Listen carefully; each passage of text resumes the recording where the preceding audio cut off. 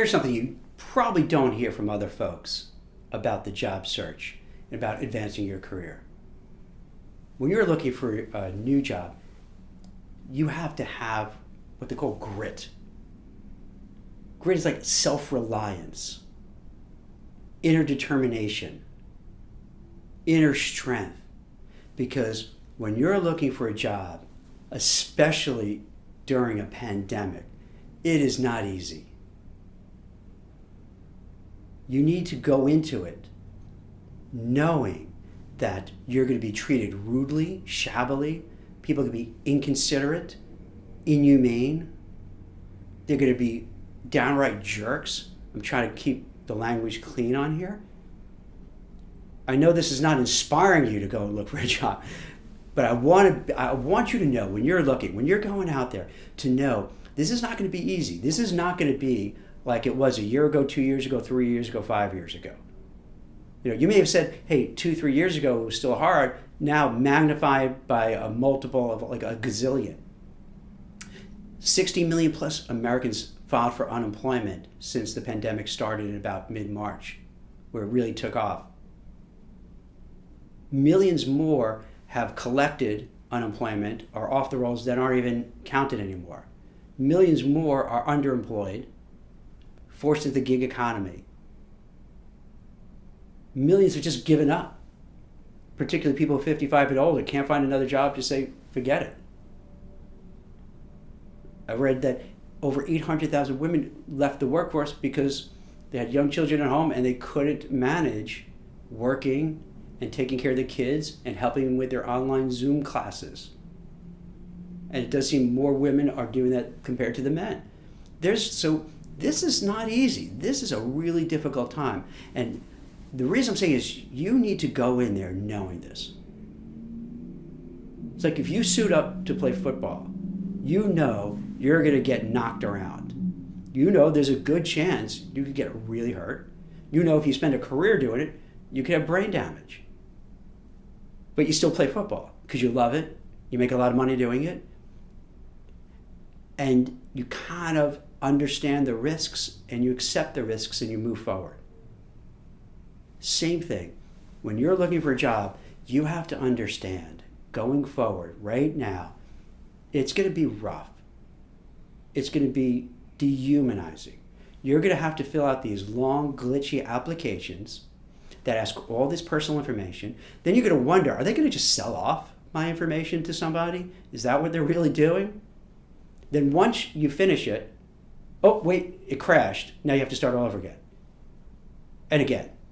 And there's no consistency with these applications. So if you do it for one company, you can't just send the same one to a second company. So you got to do it again and again and again and go through all the stuff, sharing all your personal information, all your data. Then they say at the end, oh, upload your resume. And you want to just scream, like, why can't I just send you my resume, for goodness sakes? But then you feel, okay, I did it. I did everything you asked. All right, when am I going to hear from you? Look at your watch.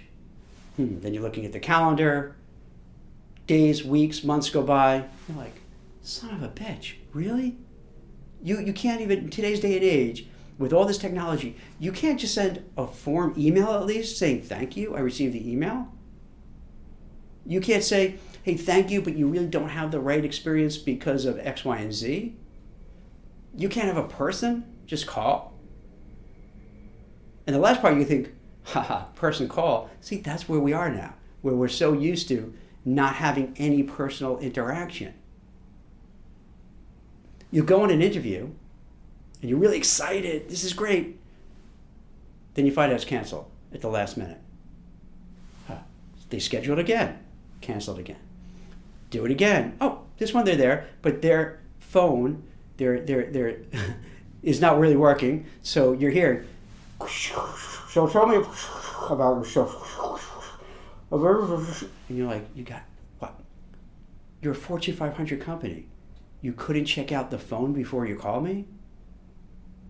And then they're mad at you because you couldn't hear them. And it's somehow your fault. Time goes on, and you have an interview. You have a good interview. You're like, Yeah, all right, all this hard work is paying off.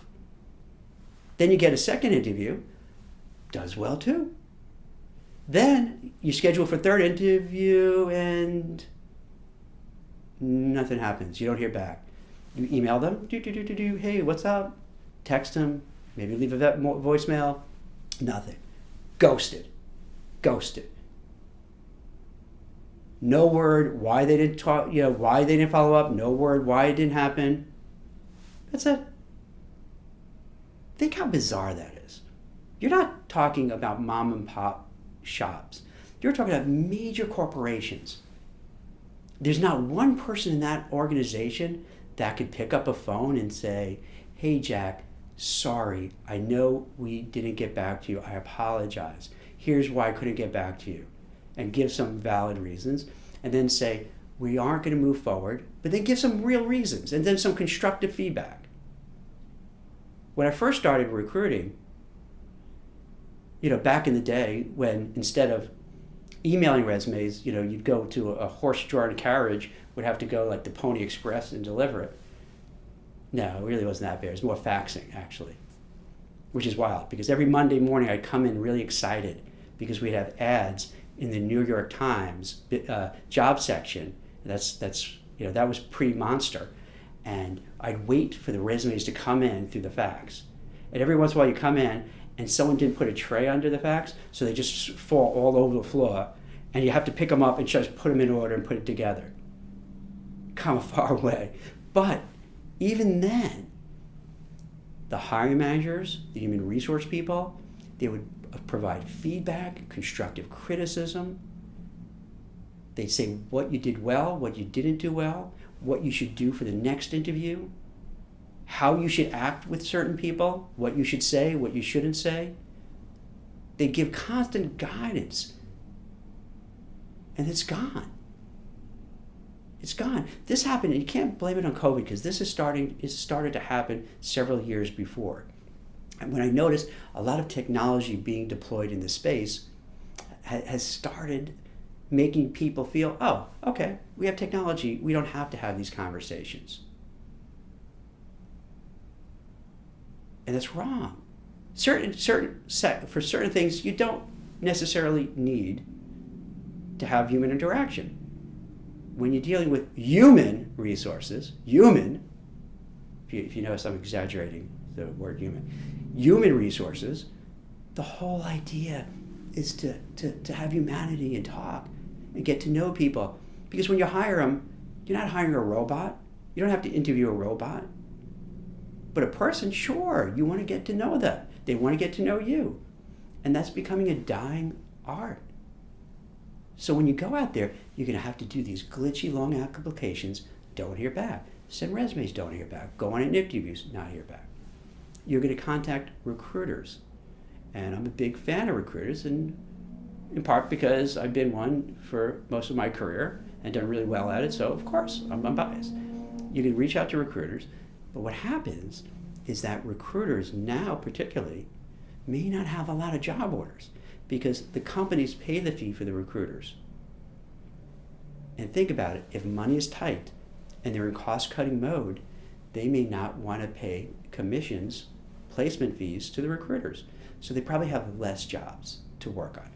If they have less jobs to work on, the odds are that when you have a job, when you're looking for a certain job, if they have fewer, they may not have a job that's right for you.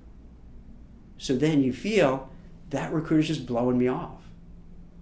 And unfortunately, a lot of recruiters don't explain why they can't help right now.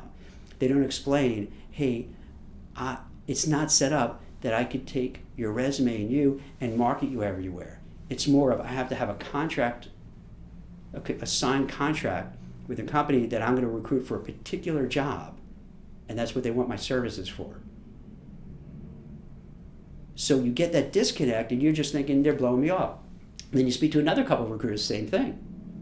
But now that you know, at least they're not blowing you off because the only way they make money is if they place somebody and the person stays with the company for a certain amount of time. So there's a vested interest on their part to help place you. But if they don't have the job, there's nothing really they can do.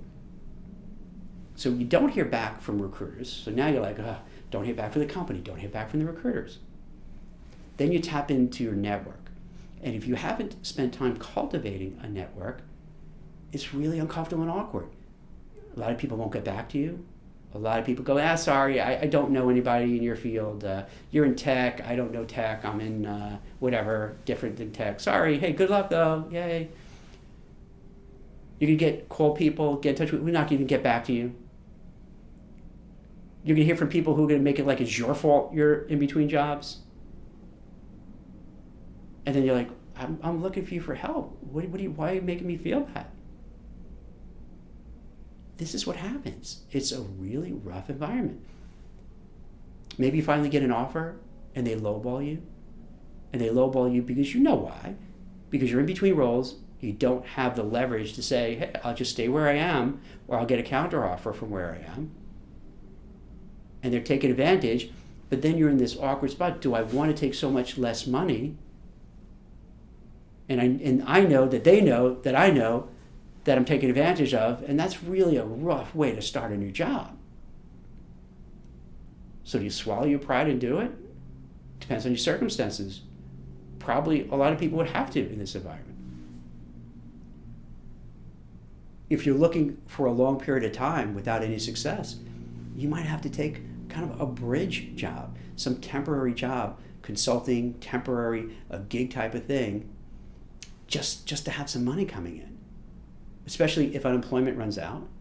Or maybe you're in a state where it's so low what they pay in unemployment, you're better off waiting tables, driving an Uber.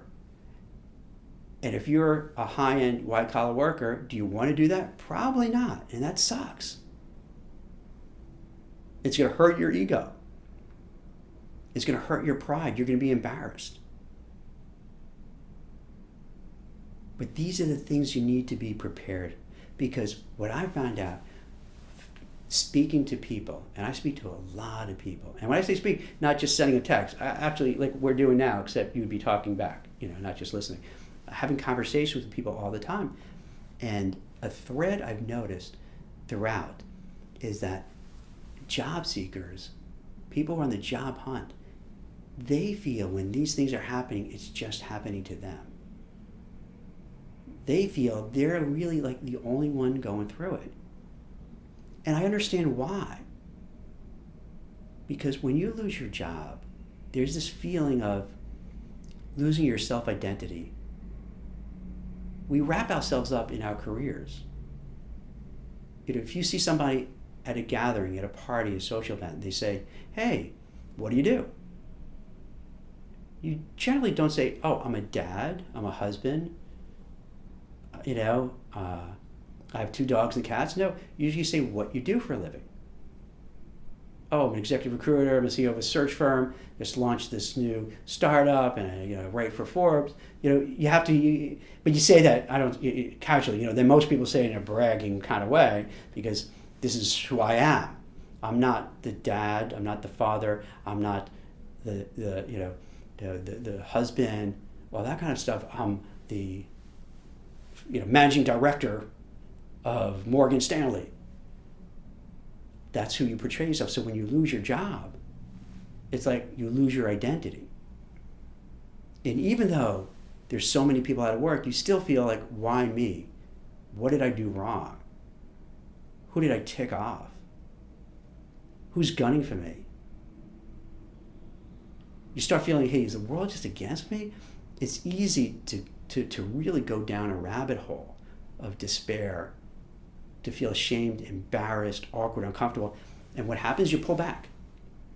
You pull back because you don't want to talk about it. You're supposed to network and get out there. But unfortunately, the way things are set up, you don't. Because then you feel awkward to call your buddies at Morgan and say, yeah, I was let go, can you help me? And then because you're thinking, oh, now they're going to say, oh, Jack, he lost his job. Oh, yeah, I wonder why they let him go. Interesting. You know what I heard? I heard this. Then you want to maybe talk to your family. Hey, talk to your Uncle Joe. He's a big shot at Goldman Sachs. He could help you out.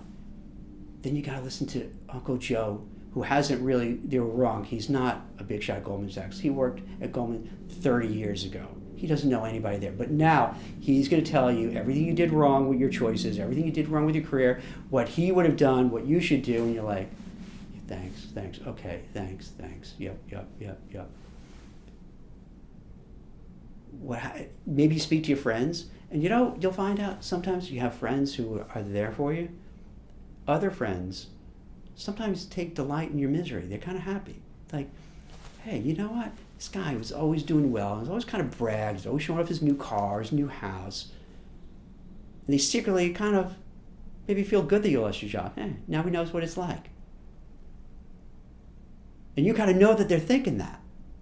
So you don't want to talk to that person because you know they're going to derive satisfaction, that they're going to feel you're groveling to them for help. So you pull back. And that's the worst thing to do, because when you pull back, no one knows you're looking. How can they know you're looking if you're not saying anything and you're not talking to anybody? So it creates this weird dynamic that everything you should be doing, you don't, but it's rational while you're not. It's not irrational to pull back, because the reasons I just mentioned, those are all real stuff. And it would be easy for me to say, yeah, go out there, ask this person for a lead, ask this person to make an introduction. Yeah, it's easy for me to say that. It's hard for you to do that. And it's understandable, because you're doing it at a point in your life where you've lost some self-confidence. You've lost some self-esteem. You're feeling a little depressed. You're worried a little bit about your financial situation. You're worried about what are the neighbors, family, friends, people who live in your community going to think about. And you worry, am I ever going to get another job again? Can I get it at the same level? Am I going to have to move? Am I going to have to relocate the whole family? And then you start thinking, oh my God, how do I tell my kids we're going to have to take you out of middle school or high school and move? They're not going to be happy with that. Am I going to then maybe keep everybody there and get an apartment somewhere else? Now I got to have another cost? And tuition. My kids are going to college next year, so the tuition, and then I have two after that, more tuition, and your head's going to explode. So this is a tough time. We don't talk about this enough, and there's not enough compassion and empathy for people going through this. And there should be. And you would feel that the companies should be empathetic. If nothing else, even if they're not nice people, from a business perspective. Because think how much better you would feel about a certain company if, as you interviewed with them, they were really caring, empathetic, they gave you feedback, they gave you constructive criticism, they told you why they liked you, why they didn't like you, what you need to improve. Even if you didn't get a job, you would have a good image of that company. You recommend that company and their products and services to other people. They don't. And they're in a position to do it because it doesn't cost much. And the goodwill probably would be more than hiring a few more people to help out the job seekers.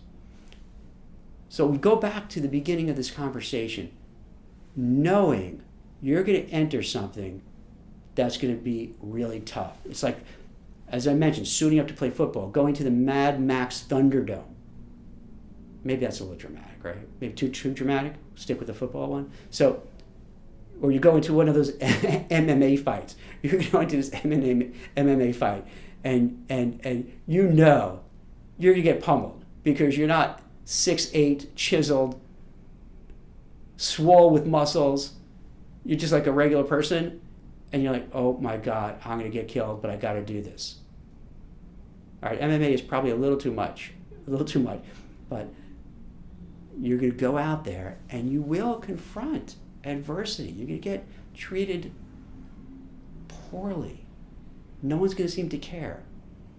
However, if you realize that it's just not you, I could tell you everybody is going through the same thing. Even if they tell you they're not, they're full of it. All right, I'll qualify. You always do have somebody who's at the right time, the right place, with the right experience, has the right connections, and maybe it goes pretty simple for them. That's going to happen. But that's the minority. The vast majority is getting your butt kicked day in and day out. But if you know this is going to happen going into it, and that 99.99% of the people are going through the same thing, hopefully that gives you a little comfort that you're not alone, that it's just not you. It's nothing you did wrong. You didn't You didn't create any issues. There's not people out to get you. The universe isn't trying to do bad to you. It's a really rough time. It's a tough time where there's cost cutting, there's fear, there's uncertainty. People are working from home, so it's really hard to onboard new hires. Because think about it, if you're bring somebody aboard, they're going to work from home at first. And it's awkward for everybody. So the whole situation is difficult. Now, from what I said, does it make it better? No. But maybe it does, in the sense that you now could go into it understanding, and this is a big thing, because if you recognize that everybody is going through this and going through the same thing, and it's not just you, that should kind of give you the comfort level to then maybe get out of your shell. Don't feel bad for yourself. Don't have that lack of self-confidence, because everyone's going through it. So it's nothing, no big deal. We're all going through this. And we're all going through this, all right. I don't take it as personal. This is how it is. So when you get the rejection, in your mind, you're going to hear my voice saying, hey, this is what's happening to people. So you're not going to feel, why me? Why is it happening? No, this is the standard. You want to go into it. You have to manage expectations. And manage your expectations, and I'm painting more of a bleaker picture, because if your expectations are things are going to be rough and tough and people can be callous, then you can expect that. When it happens, you think, oh, all right, Jack said that's going to happen, so I'm prepared. If it doesn't happen, and you get some good treatment, you get feedback, you're not ghosted, then you can say, Jack's a dope, he has no idea what he's talking about, and that's fine, that's great. I'd rather you feel that way, because that means you're having a good experience, and that's great. So then you'll be even happier, because you're going into it expecting the worst, and you're getting a really great result. So with managing expectations, you want to kind of set it downwards so that you can exceed expectations. So you're prepared mentally, emotionally for the downside. But then, if you do better, you're going to be way even happier, because you're like, whoa, I was expecting the worst. This is not so bad. So even if you don't get the job right away, but it's not terrible, then you're going to be like, hey, this is pretty good, because you were prepared for the worst. Think about it. You ever go to like a family function or a school function and you're dreading it? You're like, this is going to be terrible. And you're thinking the worst, and you can't. All right, honey, do we have to stay the whole time? Can I leave at, whatever? I'll come up with some excuse. Can I get out? And then you go, and it's not so bad. It's not great, but you're like, okay. And then you find yourself enjoying yourself, because you're going in thinking this is going to be awful, dreadful, boring, tedious, and it turns out probably the party as a whole was boring, but for you thought it would be so bad, you're like, oh, this is pretty good. Same thing with the job search. Going into it knowing it's going to be really rough. And if that happens, you're like, oh, okay. Brush it off your shoulder. All right, I knew this was going to happen. It's cool. It's not just me, it's everybody. It sucks. I don't like it, but I'm not going to lose sleep, because I know this is what it is, and I know it's a numbers game, and I got to keep trying and doing all the right things. Keep networking, sending out my resumes, trying to find people who can kind of get me in the door to different places, and I'm going to keep doing it, and I know I'm going to hit a lot of roadblocks. But then, if things are a little marginally better, then it's going to be magnified. It's going to be way better, because you're like, oh, all right, not as bad as I thought. So the grit that I talked about is kind of an old-timey word. I like it. It's self-reliance. It's kind of, in a way, the American way. Pull yourself up by the bootstraps. Make things happen on your own. Get things done. You're just going to have to empower through and empower yourself and say, hey, I'm going to have to do this. And a lot I'm going to have to do on my own. And it's going to be rough, but I can do it. When I get knocked down, I'll pick myself up, brush myself off, go again. Get knocked down, get up again, brush myself off, go and go and go. You have grit, resilience, self-determination. You're going to be strong. You're going to keep moving forward, and then it'll happen. If you're lucky, it'll happen sooner than later. If you're not so lucky, it can happen a little later on. But if you keep going and you don't give up and you keep trying, eventually you're going to find something. It'll be rough. It'll be difficult. There'll be obstacles in your way, but it'll happen. Don't give up. Be strong. Understand this is happening to everybody. Be prepared for the rejection. Be prepared for the no's. That's going to happen. But all you need is that one yes. That one person, that one company that gives you the break. And then you're done. And you're golden. And you have the job.